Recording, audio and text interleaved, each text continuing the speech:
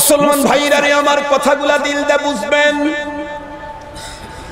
আহলে সুন্নাত ওয়াল জামাতের আকীদা হলো বিশ্বনবীর পূর্বে যেই পয়গম্বরকে আল্লাহ পাক রব্বুল আলামিন এই পৃথিবীতে পাঠিয়েছিলেন, সেই পয়গম্বর হলো হযরতে সাইয়্যিদিনা ঈসা আলাইহিস সালাম। বলুন তো দেখি আমাদের আকীদা, ঈসা পয়গম্বর কি মরে গেছেন নাকি আল্লাহ পাক জীবন্ত অবস্থায় তাকে আসমানে উঠায়া নিয়েছেন? মুসলমান ভাইরা রে আমার, ঈসা পয়গম্বর আল্লাহ পাক রব্বুল আলামিন তাকে আসমানে উঠিয়ে নিয়েছেন। খুব ভালো করে বুঝবেন কথাগুলি বন্ধুরা আমার। আহলে সুন্নাত ওয়াল জামাতের আকীদা হলো এই ঈসা পয়গম্বর আবারও আল্লাহ পাক রব্বুল আলামিন তাকে দুনিয়াতে পাঠাবেন।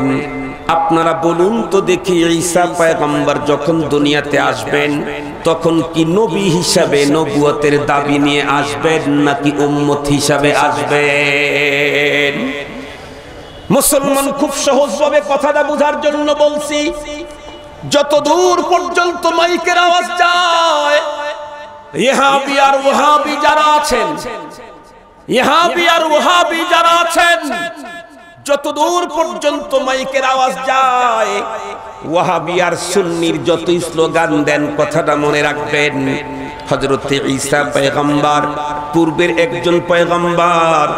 সেই পয়গম্বরও যদি বন্ধুরা আমার দুনিয়াতে আসে পয়গম্বরী পরিচয় ছাড়া উম্মত হয়ে, তাহলে কি বোঝা গেল? পুরাতন পয়গম্বরও আমার পয়গম্বর আসতে সে নবী হিসাবে আসার সুযোগ নাই, উম্মত হিসাবে আসতে হয়। যদি পুরাতন পয়গম্বরও আমার পয়গম্বরের পরে পৃথিবীতে আসলে তার যদি নবুয়তের দাবি করার সুযোগ না থাকে, তাহলে নতুন করে গোলাম আহমদ কাদিয়ানীর নবুয়তের দাবি করার সুযোগ কোথায়? পুরাতন পয়গম্বর যিনি আগ থেকেই পয়গম্বর, যাকে আল্লাহ পাক রব্বুল আলামিন বিশেষ পদ্ধতিতে তৈরি করেছেন, এমন পয়গম্বর আমাকে আর আপনাকে যেই পদ্ধতিতে তৈরি করা হয়েছে, হযরতে ঈসা পয়গম্বরকে সেই পদ্ধতিতে তৈরি করা হয় নাই, বিশেষ পদ্ধতিতে তৈরি করা হয়েছে। সেই পয়গম্বর, বিশেষ পদ্ধতিতে তৈরি হওয়া পয়গম্বর, উনিও যদি আমার রাসূলের পরে এই পৃথিবীতে নবী হিসাবে নয় উম্মত হিসাবে আসতে হয়, তাহলে গোলাম আহমদ কাদিয়ানীর নবুয়তের দাবি করার সুযোগ কোথায়? সর্বপ্রথম আল্লাহ পাকের দরবারে আলিশানে লাখো কোটি শুকর, যে মহান মালিক আমাদের হায়াতকে দীর্ঘায়িত করে আজকে জুমাবার হাদিসে পাকে বর্ণিত হয়েছে, পৃথিবীর আকাশে যেই দিনগুলিতে সূর্য উদয় হয় তার মধ্যে সবচেয়ে শ্রেষ্ঠতম দিন হচ্ছে জুমার দিন। জুমাবারে আল্লাহ পাক রব্বুল আলামিন এই পৃথিবীর ঈমানদারদেরকে তার সাথে ব্যবসায় জিতার জন্য বেশ কিছু ছাড় আর অফার দিয়েছেন। আমরা প্রত্যেকেই জানি আমাদের দেশে অনেক সময় বড় বড় কোম্পানির পক্ষ থেকে অনেক ছাড় আছে। ছাড় সব সময় থাকে না, নির্ধারিত টাইমের জন্য দেওয়া হয়। সারা বছরের প্রতি সপ্তাহে কেউ ছাড় দেয় না, বছরে দুই একবার বিশেষ কিছু দিন এগুলি উপলক্ষ করে কখনো কখনো কখনো কোনো কোনো কোম্পানি ছাড় দিয়ে থাকে। আমার রব যেহেতু মহান, এই জন্য তার ছাড়টাও মহান। আল্লাহ পাক রব্বুল আলামিন তার বান্দাদেরকে জিতাবার জন্য বাৎসরিক ছাড়ের ব্যবস্থা রেখেছেন, মাসিক ছাড়ের ব্যবস্থা রেখেছেন, সাপ্তাহিক ছাড়ের ব্যবস্থা রেখেছেন, এমনকি দৈনিক ছাড়ের ব্যবস্থা আল্লাহ পাক রেখেছেন। আজকে জুমাবার আল্লাহ পাক ইমানদারদের জন্য যেই ছাড়ের ব্যবস্থা করেছেন তার ভিতরে একটি হচ্ছে আজকে সালাতুল আসরের পর যেখানে বসে নামাজ পড়েছি সেই জায়গা ত্যাগ করার আগে 80 বার একটা নির্ধারিত দরুদ পড়লে আল্লাহ পাক তাকে 80 বছরের সগীরা গুনাহ মাফ করে দেবেন। 80 বছর পর্যন্ত দিনে রোজা এবং রাত্রে তাহাজ্জুদে কাটিয়ে দিলে যেই পরিমাণে নেকি হবে ওই পরিমাণে নেকির ব্যবস্থা আল্লাহ পাক করে দেবেন। আরো একটা ছাড় আছে আজকে কুবাইলে মাগরিবের একদম আগ মুহূর্ত, ওই সময়ে যদি আল্লাহ পাকের কাছে যে কোনো আল্লাহ পাকের ইমানদার বান্দা বৈধ কোনো জিনিসের আকাঙ্ক্ষা করে, ভালো কোনো জিনিস আল্লাহ পাক তাকে অবশ্যই দিয়ে দিবে। অমঙ্গল এবং ক্ষতিকর থেকে যদি আল্লাহ পাকের কাছে পানাহ চান তো আল্লাহ পাক রব্বুল আলামিন তাকে ক্ষতির থেকে রক্ষা করবেন। আরো অনেক ছাড় আছে, আমি সেই ছাড়গুলির কথা সব বর্ণনা করতে চাই না, তবে এতটুকুন তো অবশ্যই বলতে চাই, আল্লাহ পাকের এই পৃথিবীতে সূর্য উদয় হয় যেই দিনগুলিতে তার মধ্যে সবচেয়ে শ্রেষ্ঠতম দিনে এই পৃথিবীতে আল্লাহ পাক যত মানুষ পাঠিয়েছেন সকল মানুষের মধ্যে যত ইমানদার পাঠিয়েছেন সকল ইমানদারের মধ্যে যত নবী এবং রসুল পাঠিয়েছেন সকল নবী এবং রসুলগণের মধ্যে সবচেয়ে শ্রেষ্ঠতম যিনি তার বিষয়ে আলোচনা করার জন্য শ্রেষ্ঠতম দিনে আজকের পৃথিবীর আল্লাহ এবং রসুল ঘোষিত শ্রেষ্ঠতম মানুষের কণ্ঠে শ্রেষ্ঠতম আলোচনা শোনার সুযোগ আল্লাহ আমাদেরকে দান করেছেন। এজন্য আমরা দিল থেকে মহান আল্লাহ পাকের শুকরিয়া আদায় করছি, আলহামদুলিল্লাহ। আজকের দিন সবচেয়ে সেরা দিন। আজকে যারা এখানে দিনই আলোচনা করতে বসেছেন তারা আজকের যুগের শ্রেষ্ঠ মানুষ।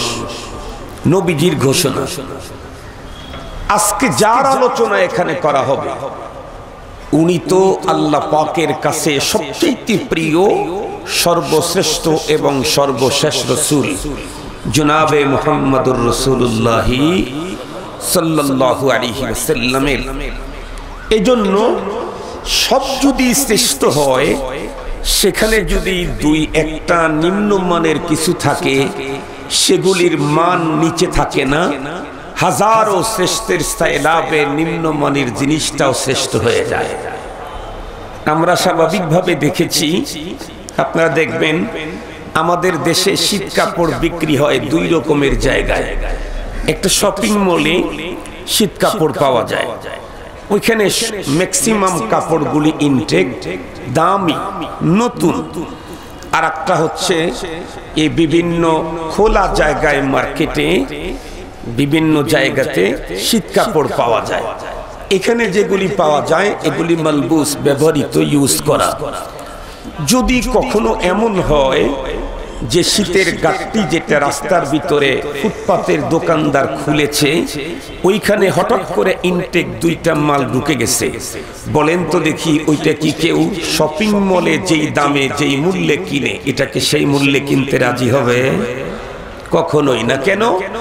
কারণ মূল্যহীন জিনিসের চাইলাবে মূল্যবান জিনিসটাও এখন তার নিজের অস্তিত্ব ধরে রাখতে পারবে না। পক্ষান্তরে কোনো শপিং মলে ইনটেক কাপড়ের প্যাকেটের ভিতরে তার গাঁটটির ভিতরে যদি দুই একটা নরমাল জিনিস ঢুকে পড়ে সেটাও ওনারা কোনো কাগজের ভিতরে ভরে যদি ইনটেক মালের সিরিয়ালে রাখে, বলুন তো দেখি এটি কি নরমাল মূল্যে বিক্রি হবে না এটাও দামি মূল্যে বিক্রি হবে? দামি মূল্যে বিক্রি হবে।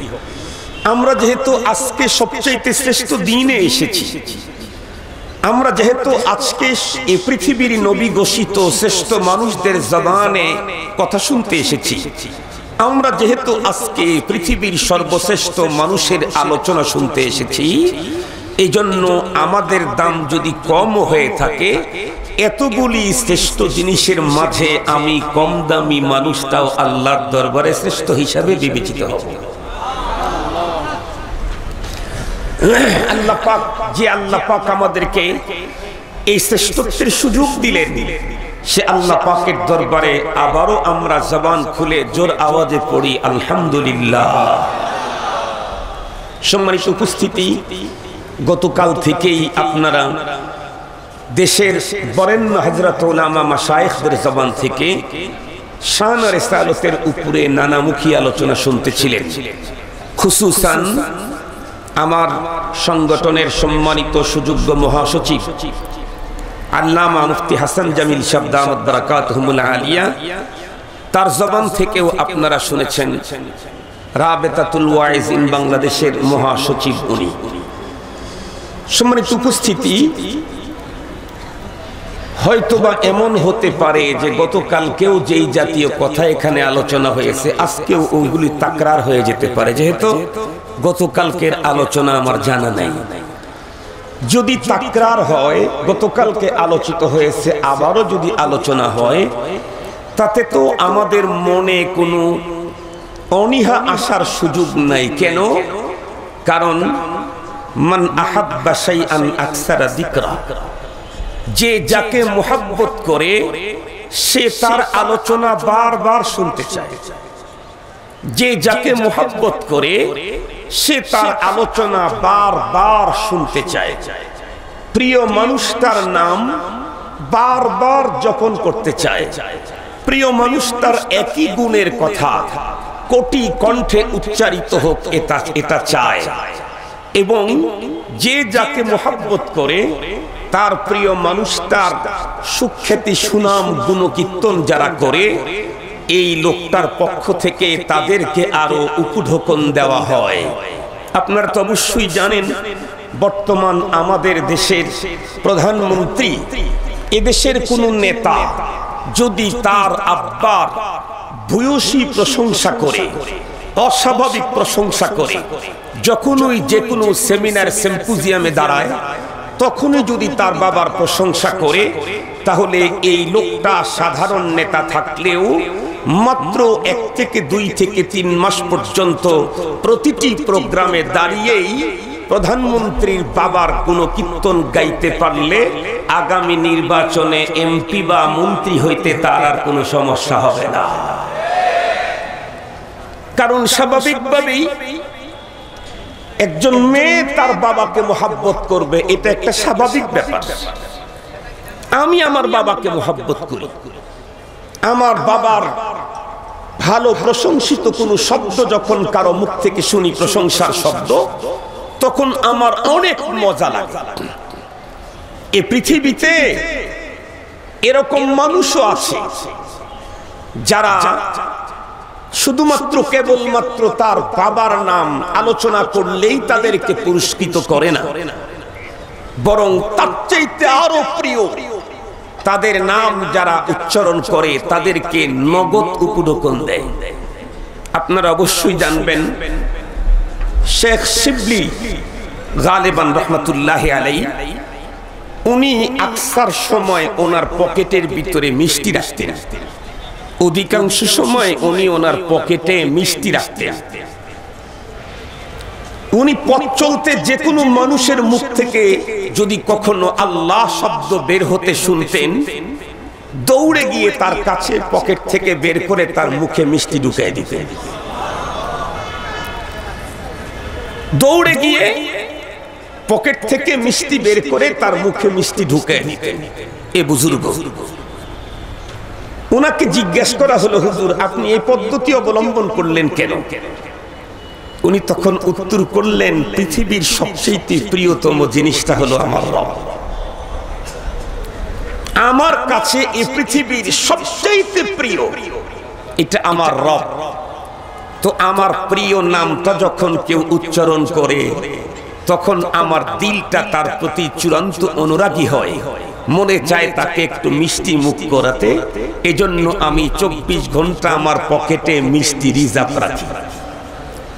রাস্তা দিয়ে চলতে যে কেউ আল্লাহ বললে, এই লোকটি আল্লাহ পাকের প্রেমে এ পরিমাণে আসক্ত হলেন, আল্লাহ পাক রব্বুল আলামিন তার প্রেমের প্রতিদান তাকে দিলেন। উনি একদিন পথ চলতেছেন, তো আল্লাহ ওয়ালাদের পথ চলা তো খুব বেশি বেশভূষা হয় না। অনেক বুজুর্গই এরকম হয় যাদের বেশভূষা খুব উন্নত হয় না। কিছু বুজুর্গ আছে যারা শাহী হালতে চলেন, সমস্যা নেই। কেন? দুইজনই বুজুর্গ। আল্লাহ পাক পৃথিবীতে নবীও তো পাঠিয়েছেন দুই পদ্ধতির। এক নবী পাঠিয়েছেন, তার তো কারি তৈয়ব সাহেব রাহমাতুল্লাহি আলাইহি লিখেছেন, তার তো পৃথিবীর এক্সেস মাত্র দুইটা সম্বল ছিল। একটা হলো তার বালিশ, যেটা মাথার নিচে দিয়ে ঘুমিয়ে যেতে, কাতাও ওনার ছিল না। আর একটা কাঠের তৈরি পেয়ালা, যেটাতে করে উনি পানি পান করতেন, হযরতে ঈসা আলাইহিস সালাম। উনি পথ চলতে চলতে একদিন দেখলেন এক কৃষক মাঠের মধ্যে কাজ করতে করতে ক্লান্ত পরিশ্রান্ত হয়ে দুপুরের টাইমে একটা গাছের নিচে আরাম করার জন্য নিজের গামছাটা জমিনে বিছিয়ে দিয়ে হাতটাকেই বালিশ বানিয়ে ঘুমাইতেছেন। হযরতে ঈসা পয়গম্বর দেখলেন, আরে আল্লাহ পাকের দেওয়া অটো দুইটা বালিশ আমার সাথে থাকতে এই ঝামেলা বহন করার কোনো যৌক্তিকতা নেই। উনি বালিশটাও আল্লাহর সন্তুষ্টি অর্জনে অন্যকে দিয়ে দিলেন। এখন রইল শুধু একটা এক্সেস জিনিস, কাঠের তৈরি পেয়ালা। উনি পথ চলতে চলতে দেখলেন একজন মানুষ দিঘির ভিতরে দাঁড়িয়ে, তৃষ্ণার্ত লোকটার হাতে তো পেয়ালা নাই, তো চোল করে পানি পান করতেছে।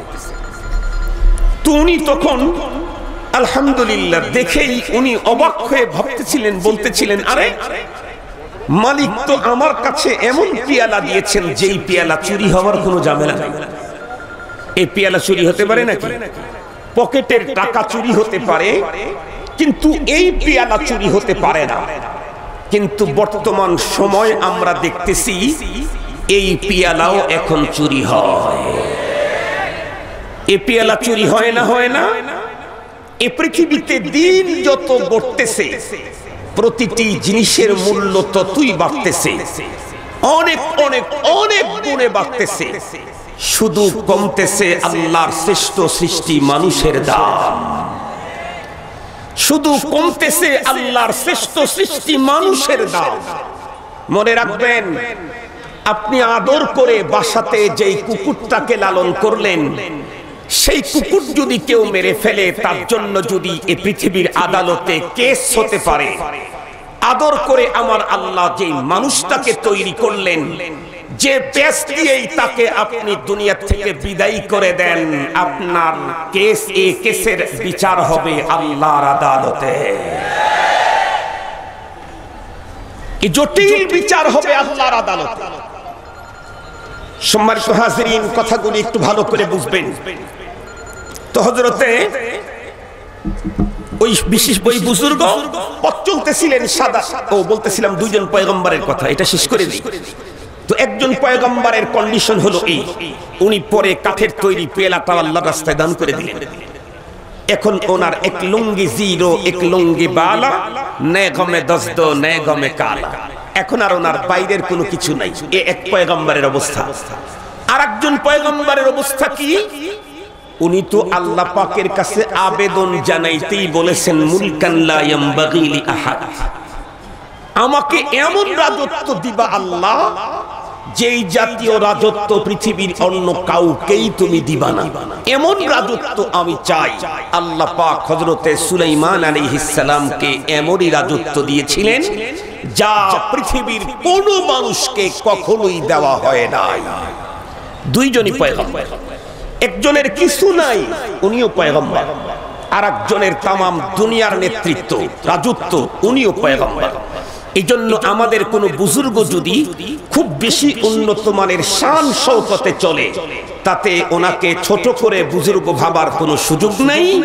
আবার কেউ যদি কাপড় চুপড়ে একদম অবহেলা করে তাকেও ছোট ভাবার কোনো সুযোগ নাই, কারণ এই দুই পদ্ধতিতেই আল্লাহ রসুল পাঠিয়েছেন।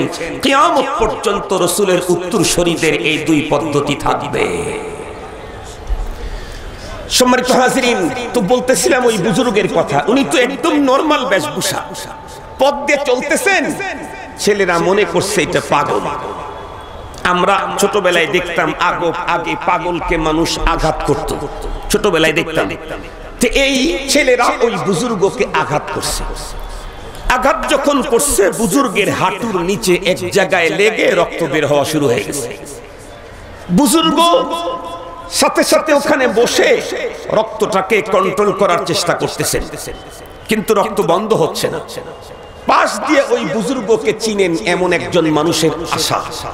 লোকটা দেখলেন, ইয়া আল্লাহ, ইনাই আমাদের এই বুজুর্গ। তো উনি দৌড়ে আসলেন, এসে হুজুরের কাছে বসে ছেলেদেরকে প্রথমে ধাওয়া করে ওখান থেকে তাড়িয়ে দিয়ে হুজুরের একটু সেবা সুস্থ করার ফিকির শুরু করলেন। এর মাঝেই উনি দেখতে পেলেন আল্লাহ পাকের কুদরতের কারিশমা। হুজুরের পা থেকে রক্তের যেই ফোঁটাটাই জমিনে পড়ে, ওইটাই আল্লাহ শব্দ হয়ে যায়। হুজুরের পা থেকে রক্তের যে ফোঁটাটাই জমিনে পড়ে, জমিনে পড়তেই এই ফোঁটাটা আল্লাহ শব্দ লেখা হয়ে যায়। তো বলতেছিলাম যে কথা, তো আপনজন অতি আপন যে হয় তার একই কথা বারবার শুনতে তত মজা লাগে। এই জন্য গতকালকে যদি এই জাতীয় আলোচনা হয়ে থাকে, আজকে আবার সেই আলোচনাতে আমার মনে হয় আপনাদের তিক্ত হওয়ার, বিরক্ত হওয়ার কোনো সুযোগ নেই। সম্মানিত হাজিরিন, আমি যেহেতু শানের রিসালাতের সম্মেলনে প্রথম এসেছি, এই জন্য মহানবী সাল্লাল্লাহু আলাইহি ওয়াসাল্লামের শান মান মর্যাদার উপরে নরমাল কিছু দিক নির্দেশনা আপনাদেরকে দিতে চাই। প্রথম নাম্বার কথা হলো, আমরা জানি যে মানুষটা যত বড় হয় তার চয়েসটা তত বড় হয়। কি বলেন? যেই মানুষটা যত বড় হয় তার চাওয়া তত বড় হয়। দেখেন, আপনি আপনার বাসাতে গেলেই দেখবেন ছোট্ট শিশু যারা আছে ওদের চাহিদা হলো 5 টাকা থেকে 10 টাকা। আমারই ছেলে, ওর চাহিদা হলো 10 টাকা বা 5 টাকা, তবে টাকাটা হতে হবে কচকচা। যদি নরমাল টাকা দেন 1000 টাকাও নেবে না, 5 টাকা কচকচা দিলেই সে রাজি। কেন? ও ছোট, তো ওর চয়েসটাও ছোট। ওর চাইতে একটু বড় যে ওকে 5 টাকা দিয়ে যত কচকচাই দেন ও রাজি হবে না। ওর চাহিদা হলো 100 টাকা। 100 টাকা যখন দিলেন কচকচা হলে আরো বেশি মজা। ওর চাইতে আরো একটু বড় যে ওর চাহিদা হলো 500 টাকা। ওর কচকচা কোনো চাহিদা নাই, ওর টাকা অ্যামাউন্ট অঙ্ক বেশি দরকার, কারণ একটু বড় তো, এজন্য ওর চাহিদাটা উন্নত। ওর চাইতে আরো একটু বড় যে ওর চাহিদা হলো 10,000 টাকা। সম্মানিত হাজিরিন, তাহলে মানুষ যে যত বড় হয় তার চয়েসটা তত বড় হয়, মানুষ যে যত ছোট হয় তার চয়েসটা তত ছোট হয়। আমি জিজ্ঞেস করতে চাই, এই পৃথিবীতে যত বড় আছে সকল বড়কে তৈরি করেছেন কে? আল্লাহ। এই দুনিয়ার যত বড় বলেন, এ দুনিয়াতে যত বড়দের যত লিখুনি আপনারা পড়েন, সব বড়কে তৈরি করেছেন আল্লাহ পাক রব্বুল আলামিন। তৈরি করার পদ্ধতি এক অভিনব পদ্ধতি অবলম্বন করেছেন আল্লাহ পাক। অনেক বড় মর্যাদা দিয়েছেন, কিন্তু তৈরি করতে যেই মাল মেটেরিয়াল দিয়ে তৈরি করেছেন এটা নিম্নমানেরটা দিয়ে তৈরি করেছেন। এই পৃথিবীর সকল মানুষকে আল্লাহ পাক মানব দেহের এমন এক পানি দিয়ে তৈরি করেছেন, যেই পানিটা মানব দেহ থেকে যত নাপাক আছে বের হতে পারে সবচাইতে সিরিয়াস নাপাক। মানুষের শরীর থেকে পেশাব বের হয়, এটাও নাপাক। পায়খানা বের হয়, এটাও নাপাক। রক্ত বের হয়, এটাও নাপাক। পুঁজ বের হয়, এটাও নাপাক। আবার মানুষের শরীর থেকে পাক জিনিসও বের হয়, থুতু বের হয়, এটা পাক। ঘাম বের হয়, এটা পাক। তারপরে নারীদের বিশেষ অঙ্গ থেকে দুধ বের হয়, এটা পাক। এগুলি পাক না পাক অনেক কিছু বের হয়, কিন্তু যেই পানি দিয়ে আল্লাহ পাক মানুষ তৈরি করেছেন এটা পাক তো নয়। নাপাকের মধ্যেও পায়খানার চাইতে সিরিয়াস নাপাক, পেশাবের চাইতে সিরিয়াস নাপাক, রক্তের চাইতে সিরিয়াস নাপাক, পুজের চাইতে সিরিয়াস নাপাক।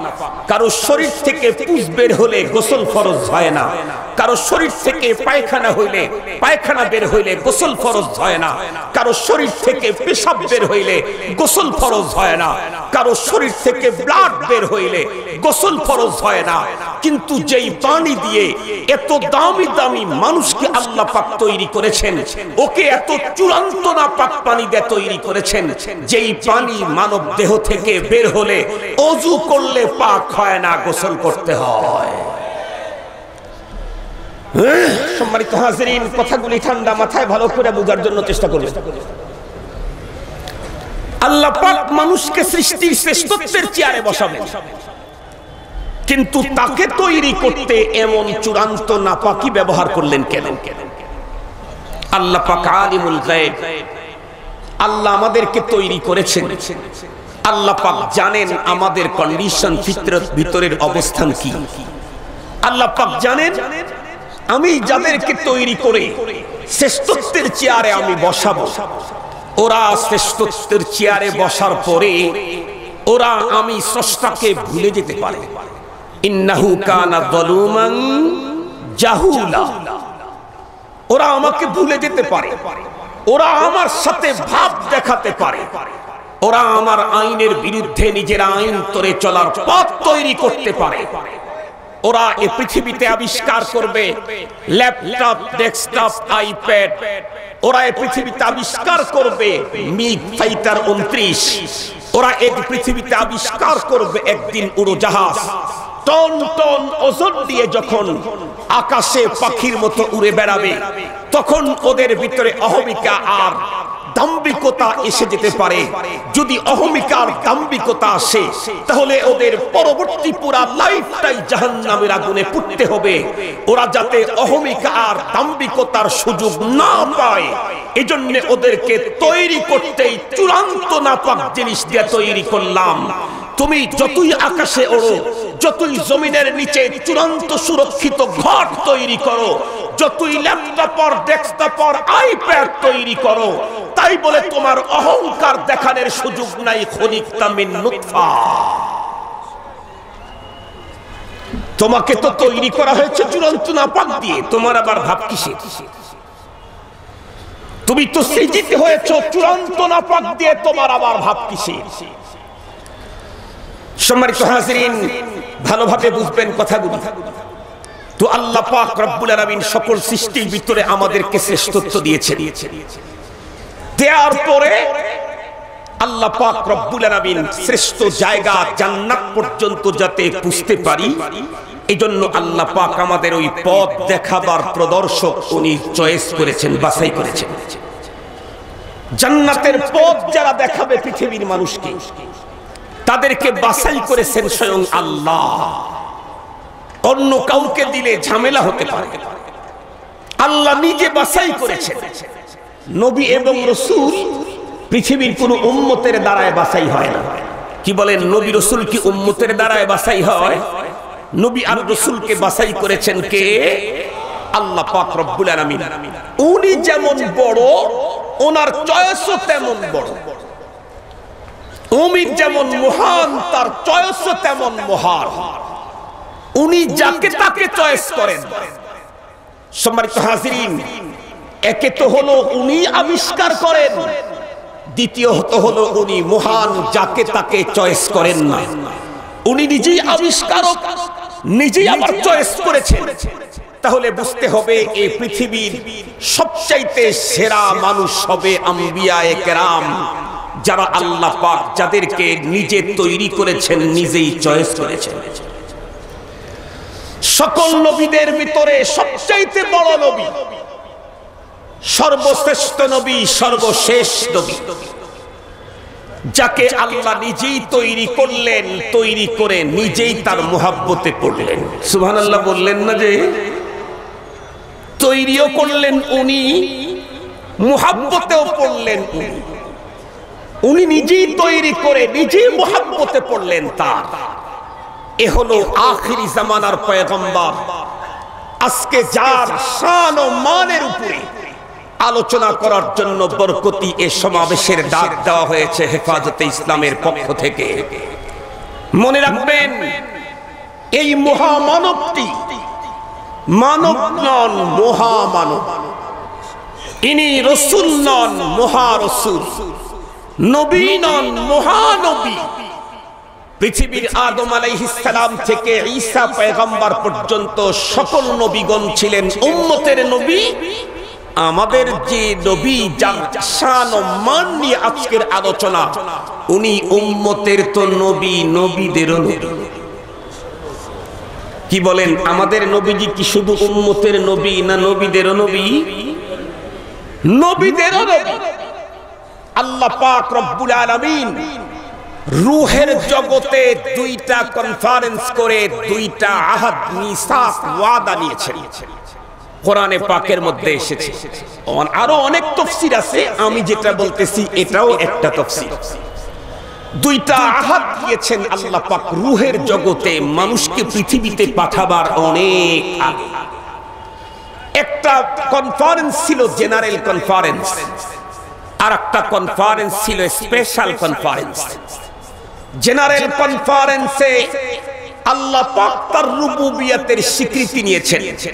আলাস্তু বিরাব্বিকুম ক্বালু বালা।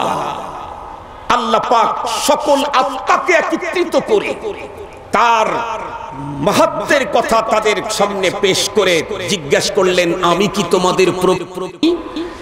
তখন সকল মানবাত্মাগুলি এক সঙ্গে জোর আওয়াজে সর্বপ্রথম শব্দ তাদের মুখ থেকে বের হয় বালা। মানুষের যেহেতু সর্বপ্রথম শব্দ যেটা রূহের জগতে উচ্চারিত হয়েছে বা, এজন্য অক্ষর। এ কারণেই আল্লাহ পাক কোরআনুল কারীম কিয়ামত পর্যন্ত মানুষের হেদায়েতের গাইড, এটার শুরুতেও ওই প্রথম অক্ষরটা দিয়েই শুরু করেছেন, বিসমিল্লাহির রহমানির রহিমের বা। সম্মানিত হাজিরিন, খুব ভালো করে বোঝার জন্য চেষ্টা করবেন। এরপরে এখান থেকে কিছু আত্মাকে আল্লাহ পাক বাছাই করছেন। আপনারা যারা বিশ্ব ইজতেমায় কখনো গেছেন তো আপনারা মনে হয়, বিশ্ব ইজতেমা সামনের মাসে হবে তো ইনশাআল্লাহ। কয় তারিখ? 10, 11, 12 মনে থাকবে তো ইনশাআল্লাহ। 10, 11, 12 টঙ্গীর তুরাক নদীর তীরে বিশ্ব ইজতেমা। এই ইজতেমাতে আমরা যাব, ফ্রেন্ড সার্কেলকে নিয়ে যাব। আল্লাহ পাক যেন আগত আলমী ইজতেমাকে পুরা আলমের হেদায়েতের জন্য জরিয়া হিসাবে কবুল করে নেন। এই ইজতেমাতে দেখবেন একটা আম বয়ান হয়, আর একটা খাস বয়ান হয় উলামাদেরকে নিয়ে। উলামায়ে কেরামদেরকে নিয়ে খাস বয়ান হয়। আল্লাহ পাক রব্বুল আলামিন রূহের জগতে একটা আম কনফারেন্স করেছেন, আর একটা বিশেষ কনফারেন্স করেছেন। আম কনফারেন্সে তার রুবুবিয়তের স্বীকৃতি নিয়েছেন, এরপরে আমাদেরকে পৃথিবীতে পাঠিয়েছেন। বিশেষ কনফারেন্সে আল্লাহ পাক ওই সমস্ত আত্মাকে একত্রিত করলেন, যেই আত্মাগুলাকে আল্লাহ পাক দুনিয়ার জীবনে নবুয়তের মহান মানসাব দান করবেন। তাদেরকে একত্রিত করে আল্লাহ পাক তাদের কাছ থেকে আরেকটা ওয়াদা নিলেন। আল্লাহ পাক তাদের কাছ থেকে আরেকটা ওয়াদা নিলেন। وَإِذْ أَخَذَ اللَّهُ مِيثَاقَ النَّبِيِّينَ لَمَا آتَيْتُكُم مِّن كِتَابٍ وَحِكْمَةٍ। কোরআনে পাকে আল্লাহ পাক বলেন, আমি নবীদের কাছ থেকে আরেকটা ওয়াদা নিলাম। কি ওয়াদা? আমি তোমাদেরকে কিতাব দেব, হিকমত দেব। এরপরে তোমাদের মাঝে পাঠাবো একজন রাসূল, উনি মুহাম্মদুর রাসূলুল্লাহ সাল্লাল্লাহু আলাইহি ওয়াসাল্লাম। উনি যদি তোমাদের জীবদ্দশায় আসে, তাহলে অবশ্যই তোমরা তাকে গ্রহণ করবে, তার কিয়াদত মেনে নিবে, তাকে সহযোগিতা করবে। এ কথা বলার পর আল্লাহ পাক ওই রূহদেরকে জিজ্ঞেস করলেন, আকরারতুম ওয়া আখাযতুম আলা যালিকুম ইসরি, তোমরা কি এ কথার স্বীকৃতি দিলা? তোমরা কি আমার এই ওয়াদাটাকে রক্ষা করবা? তখন ওনারা প্রত্যেকে বললেন, আকরারনা, আমরা আপনার এই ওয়াদা এর স্বীকৃতি আপনাকে দিয়ে দিলাম। আল্লাহ পাক বললেন, ফাশহাদু ওয়া আনা মাআকুম মিনাশ শাহিদিন, তোমরাও সাক্ষী থাকো, আমিও তোমাদের সাথে সাক্ষী। তাহলে এই পৃথিবীর অন্য নবী আদম আলাইহিস সালাম থেকে ঈসা পয়গম্বর পর্যন্ত সকল নবীদেরকে নবুয়ত দেওয়া হয়েছে, তাদের কাছ থেকে বিশেষ ওয়াদাও দেওয়া হয়েছে। সেটা হলো, তোমাদের মাঝে যদি আমার ওই হাবিব যদি আসে কারো জীবদ্দশায়, কারো বেঁচে থাকা অবস্থায়, তাহলে অবশ্যই তার কিয়াদত তোমাদেরকে মেনে নিতে হবে, তাকে সহযোগিতা তোমাদেরকে করতে হবে। এই কথাই আমার রাসূল হাদিসে পাকের মধ্যে তার জবানেও বলেছেন। আমার এই জামানায় এখন যদি মূসা পয়গম্বরের মতো এক বড় মাপের পয়গম্বর, যেই পয়গম্বরের কথা কোরআনে পাকে আল্লাহ পাক অনেকবার উল্লেখ করেছেন, উনিও যদি এখন বেঁচে থাকতেন, উনি নবী হিসাবে নবুয়তের দাবি করে বেঁচে থাকার সুযোগ ছিল না, তাকেও আমার উম্মতি গ্রহণ করার প্রয়োজনীয়তা দেখা দিত, সে আমার উম্মত হিসাবেই তাকে থাকতে হতো। সম্মানিত হাজিরিন, ঠান্ডা মাথায় বুঝবেন, ঈসা পয়গম্বরের মতো পয়গম্বর, তাকেও যেই পয়গম্বরের যুগে আসলে উম্মত হিসাবে থাকতে হতো, সেই পয়গম্বরের শান আর মান বুঝবার জন্য আর কি দরকার? মুসলমান ভাইরা রে, আমার কথাগুলা দিল দিয়ে বুঝবেন। আহলে সুন্নাত ওয়াল জামাতের আকীদা হলো, বিশ্ব নবীজির পূর্বে যেই পয়গম্বরকে আল্লাহ পাক রব্বুল আলামিন এই পৃথিবীতে পাঠিয়েছিলেন, সেই পয়গম্বর হলো হযরতে সাইয়্যিদিনা ঈসা আলাইহিস সালাম। বলুন তো দেখি আমাদের আকীদা, ঈসা পয়গম্বর কি মরে গেছেন নাকি আল্লাহ পাক জীবন্ত অবস্থায় তাকে আসমানে উঠায়া নিয়েছেন? মুসলমান ভাইরা রে আমার, ঈসা পয়গম্বর আল্লাহ পাক রব্বুল আলামিন তাকে আসমানে উঠিয়ে নিয়েছেন। খুব ভালো করে বুঝবেন কথাগুলি। বন্ধুরা আমার, আহলে সুন্নাত ওয়াল জামাতের আকীদা হলো, এই ঈসা পয়গম্বর আবারও আল্লাহ পাক রব্বুল আলামিন তাকে দুনিয়াতে পাঠাবেন। আপনারা বলুন তো দেখি, ঈসা পয়গম্বর যখন দুনিয়াতে আসবেন, তখন কি নবী হিসাবে নবুয়তের দাবি নিয়ে আসবেন নাকি উম্মত হিসাবে আসবেন? মুসলমান, খুব সহজভাবে কথাটা বোঝার জন্য বলছি। যত দূর পর্যন্ত মাইকের আওয়াজ যায়, ইহাবি আর ওয়াহাবি যারা আছেন, ইহাবি আর ওয়াহাবি যারা আছেন, যত দূর পর্যন্ত মাইকের আওয়াজ যায়, ওয়াহাবি আর সুন্নির যত স্লোগান দেন, কথাটা মনে রাখবেন, হযরতে ঈসা পয়গম্বর পূর্বের একজন পয়গম্বর। সেই পয়গম্বরও যদি বন্ধুরা আমার দুনিয়াতে আসে পয়গম্বরী পরিচয় ছাড়া উম্মত হয়ে, তাহলে কি বোঝা গেল? পুরাতন পয়গম্বরও আমার পয়গম্বর আসতে, সে নবী হিসাবে আসার সুযোগ নাই, উম্মত হিসাবে আসতে হয়।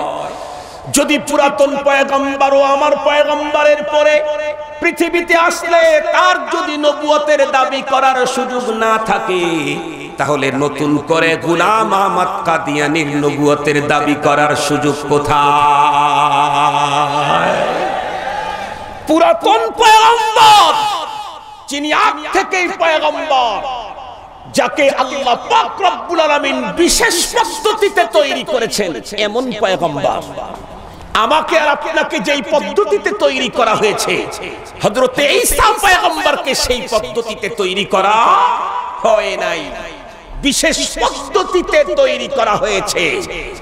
সেই পয়গম্বর, বিশেষ পদ্ধতিতে তৈরি হওয়া পয়গম্বর, উনিও যদি আমার রাসূলের পরে এ পৃথিবীতে নবী হিসাবে নয়, উম্মত হিসেবে আসতে হয়, তাহলে গোলাম মোহাম্মদ কাদিয়ানীর নবুয়তের দাবি করার সুযোগ কোথায়? এই জন্য স্পষ্ট ভাষায় শানে রিসালাত সম্মেলন থেকে স্পষ্ট ভাষায় বলতে চাই, এদেশের মাননীয় প্রধানমন্ত্রী মুসলমান, এদেশের স্বরাষ্ট্রমন্ত্রী মুসলমান, আমাদের হযরত মাওলানা আশরাফ আলী সাহেব হুজুর, শেখুল হাদিস আশরাফ আলী সাহেব হুজুর অসুস্থ হয়ে হাসপাতালে, মাননীয় স্বরাষ্ট্রমন্ত্রী তার সঙ্গে দেখা করতে গেলে আমাদের শেখুল হাদিস আল্লামা আশরাফ আলী সাহেব হুজুর স্পষ্ট বলে দিয়েছেন, পয়গম্বরের মুহাব্বত আর ভালোবাসায় কাদিয়ানীদেরকে এদেশে অমুসলিম ঘোষণা করতে হবে রাষ্ট্রীয়ভাবে, এটা আমরা দেখে যেতে চাই। আমরা একাই শুধু রাসূলের উম্মত নই, এদেশের প্রধানমন্ত্রী যদি তাহাজ্জুদ গুজার হয়ে থাকেন, এদেশের স্বরাষ্ট্রমন্ত্রী যদি আলেম প্রিয় নামাজি হয়ে থাকেন, এদেশের স্পিকার যদি ঈমানের দাবি করে থাকেন, এদেশের প্রেসিডেন্ট যদি ঈমানদার আর মুসলমানের গ্রুপে থাকতে চান, আমার পয়গম্বরকে আখেরি পয়গম্বর, শেষ পয়গম্বর না মানলে ইসলামের এরিয়াতে থাকার কোনো সুযোগ না।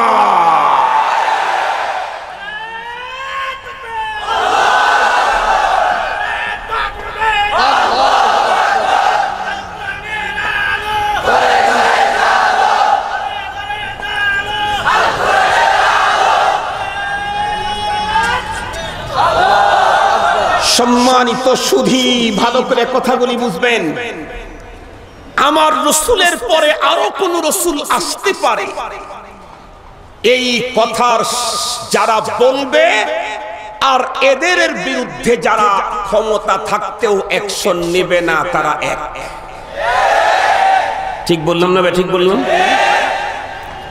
আমার রাসূলের পরে আরো কোন রাসূল আসতে পারে, এই কথা যারা বলবে আর এই কথা যারা বলে তাদের বিরুদ্ধে অ্যাকশন নেওয়ার ক্ষমতা থাকার পরেও যারা চুপ থাকবে, তারা ওই গ্রুপের। আমরা আমাদের দেশের মন্ত্রী পরিষদ এবং সংসদে কোনো কাদিয়ানীকে দেখতে চাই না। আমরা আমাদের দেশের সংসদ আর মন্ত্রী পরিষদে কোনো কাদিয়ানীকে মেনে নিতে পারবো না। হিন্দু যদি যায় মেনে নিতে পারবো, কারণ সে তার ধর্মের পরিচয় দিয়ে ওখানে গেছে, কিন্তু কাদিয়ানী গেলে মেনে নিতে পারবো না। যদি কাদিয়ানী এদেশে থাকতে চায়, অধিকার তাদের আছে, হিন্দুদের থাকার অধিকার আছে, ওদেরও আছে, বৌদ্ধদের থাকার অধিকার আছে, কাদিয়ানীরও এদেশে থাকার অধিকার আছে। কিন্তু রোহিঙ্গারা যেমন আমার দেশের পাসপোর্ট নিয়ে থাকার অধিকার নাই, কাদিয়ানীরাও মুসলমান দাবি করে থাকার অধিকার নাই। রোহিঙ্গা এদেশে আমার দেশের পাসপোর্ট নিয়ে থাকবে, এটা যেমন অধিকার নাই, কাদিয়ানী এদেশে মুসলমানের পরিচয় দিয়ে থাকবে, এ অধিকার নাই। এজন্য আজকের শানে রিসালাতের বাংলাদেশ সর্বজন শ্রদ্ধেয় বৃদ্ধ আলেমে দ্বীন শেখুল ইসলাম আল্লামা মুফতি আহমদ শফি সাহেব দামাত বারাকাতুহুমুল আলিয়ার আহ্বানে চট্টলার ঐতিহ্যবাহী জমিয়তুল ফালামাতের শানে রিসালাত সম্মেলন থেকে এদেশের প্রধানমন্ত্রী, ধর্মমন্ত্রী এবং স্বরাষ্ট্রমন্ত্রীকে আমরা আহ্বান জানাতে চাই, অনতি বিলম্বে বাংলাদেশের অ্যাসেম্বলিতে কাদিয়ানীদের কাফের ঘোষণা করো, তাহলে আমার রাসূলের শান মান ইজ্জত রক্ষা হবে। আমার রাসূলের শান মান আর ইজ্জত যারা রক্ষা করবে, আল্লাহ পাক তাদের জন্য স্পেশাল মিষ্টির ব্যবস্থা রেখেছেন। দুনিয়াতে একজন মানুষ আল্লাহকে মুহাব্বত করে, আল্লাহর নাম বললে এই লোকটা যদি এত লোককে মিষ্টি খাওয়াতে পারে, আল্লাহ আমার রাসূলকে বুঝি মুহাব্বত করেন না? কথা বলেন না কেন? আর একটু জোরে বলেন। আমরা আল্লাহকে যেই পরিমাণে মুহাব্বত করি, তার চাইতে আল্লাহ তার রাসূলকে কম মুহাব্বত করেন? জোরে বলেন, জোরে বলেন। তো আমার তো পকেট ছোট, আমার তো পুঁজি কম, তাই যদি আমি আল্লাহর প্রেমে আমার আল্লাহর নাম যত লোক বলে তাদেরকে মিষ্টি খাওয়াই, আমার আল্লাহ তার প্রিয় মানুষ মুহাম্মাদুর রাসূলুল্লাহর মান যারা রক্ষা করবে, আল্লাহ পাকের পকেট তো ছোট না, আল্লাহ পাকের ভান্ডার তো ছোট না, উনি আমাদেরকে কি পরিমাণে মিষ্টি খাওয়াবেন সহজেই বোঝা যায়। এজন্য মিষ্টি আমরা একা খেতে চাই না, প্রধানমন্ত্রীকে নিয়ে খেতে চাই, স্বরাষ্ট্রমন্ত্রীকে নিয়ে খেতে চাই। কথা বলেন না কেন? এদেশের ধর্মমন্ত্রীকে নিয়েই খেতে চাই। আমার রাসূলের তার শান মান রক্ষার জন্যই কাদিয়ানীদেরকে অমুসলিম ঘোষণা করতে হবে, তাহলেই আল্লাহ পাকের পক্ষ থেকে মিষ্টি পাওয়া যাবে। সম্মানিত হাজিরিন, যে কথা আপনাদের খেদমতে বলতেছিলাম, আল্লাহ পাক অন্য রাসূলদেরকে কথা বললেন। হযরতে ঈসা পয়গম্বর এই পৃথিবীতে আসবেন নবী হিসাবে না উম্মত হিসাবে? আর একটু জোরে বলেন। আচ্ছা আপনি বলেন তো দেখি, আপনি বলেন তো দেখি, মানুষ উন্নত জিনিস খাওয়ার পরে নিম্নমানেরটা চয়েস লাগে? আপনি আগে 20 তলায় ছিলেন, এখন গাছতলা ভালো লাগবে? আগে গাছতলায় ছিলেন, এখন টিনের ঘরে ভালো লাগবে? আগে টিনের ঘরে ছিলেন, এখন একতলা বিল্ডিং ভালো লাগবে, চয়েস লাগবে? আগে একতলায় ছিলেন, এখন 10 তলায় ভালো লাগবে? আগে 10 তলায় ছিলেন, এখন 110 তলায় ভালো লাগবে? আল্লাহু আকবার, আল্লাহু আকবার। আমার নবীর শান মান কত বড়! আল্লাহ পাক রব্বুল আলামিন একজন পয়গম্বরকে নবী হিসাবে পাঠাবার পর আবার তাকে নেক্সট দুনিয়াতে পাঠাইতেছেন উম্মত হিসাবে। প্রথমে উম্মত হিসাবে পাঠায়া পরে নবী হিসাবে পাঠান নাই, প্রথমে ও নবী হিসাবে পাঠানোর পরে নেক্সটে পাঠাইতেছেন উম্মত হিসাবে। মুসলমান ভাইরা রে, আমার কথাগুলি ভালো করে বুঝবেন। আমার পয়গম্বরকে জিজ্ঞাসা করা হয়েছিল, ওগো পয়গম্বর, আপনার শান আর মান আর আপনার মর্যাদা কত বেশি, কত বড়, আমরা আপনার মুখ থেকে জানতে চাই। পয়গম্বর সাল্লাল্লাহু আলাইহি ওয়াসাল্লাম তখন উত্তর করলেন, দেখো আমার মান আর শান তোমাদেরকে কি বলবো, আল্লাহ পাক আমাকে তো ওই দিন নবী সাব্যস্ত করেছেন যেই দিন আমাদের আদি পিতা হযরতে আদম আলাইহিস সালাম মাটি এবং কাদার ভিতরে ছিল। মুসলমান ভাইরা রে আমার, হাকিমুল উম্মত থানবী রাহমাতুল্লাহি আলাইহির রচিত কিতাবের ভিতরে এক বর্ণনা এসেছে। এই বর্ণনা পৃথিবীর প্রতিটি মানুষ হাজারবার শুনেছি। এরপরে বন্ধুরা আমার, আবারও আপনাদেরকে স্মরণ করায় দিতে চাই। কেন স্মরণ করায় দিতে চাই? কারণ আমার মাহবুবের নাম, তার বন্ধুরা আমার প্রশংসার শব্দ যতই কানে আসবে ততই আমাদের মজা লাগবে। এই জন্যই তো সন্ধ্যাতেও শুনতে চাই আমার মাহবুবের নাম, সকালেও শুনতে চাই আমার মাহবুবের নাম, দুপুরেও শুনতে চাই আমার মাহবুবের নাম, জুমার নামাজের বয়ানে শুনতে চাই আমার মাহবুবের নাম, ওয়াজ মাহফিলের ভিতরে শুনতে চাই আমার মাহবুবের নাম, এমনকি ছোট্ট কোনো বন্ধুরা আমার মুসলমানদের ইজতেমাতেও শুনতে চাই আমার মাহবুবের নাম। আমাদের মাহবুবের নাম শুধু আমরাই শুনতে চাই তাই না, আসমান জমিনের মালিক আল্লাহ পাক অত জায়গা পর্যন্ত তার প্রিয় হাবিবের নাম ছড়ায় রাখছেন, যত জায়গা পর্যন্ত রব্বুল আলামিনের রুবুবিয়াতকে ছড়ায় রাখছেন। এই জন্যই তো কবি বলেন, জাহাं तक है रुबूबियत खुदा की वहां तक है रिसालत मुस्तफा की, जहां तक है रुबूबियत खुदा की वहां तक है रिसालत मुस्तफा की। मुसलमान भाईरा रे আমার, আমার রবের রুবুবিয়তের পরিধি যত দূর, আমার পয়গম্বরের রিসালতের পরিধি তত দূর।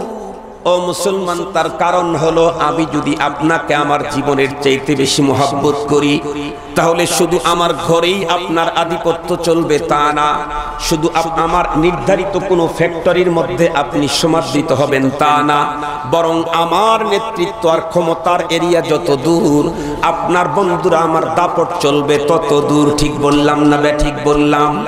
আমি একজন সাধারণ মানুষ, আমি যদি আপনাকে চয়েস করার কারণে আমার ক্ষমতার এরিয়া যত দূর, আপনার দাপট যদি চলে তত দূর।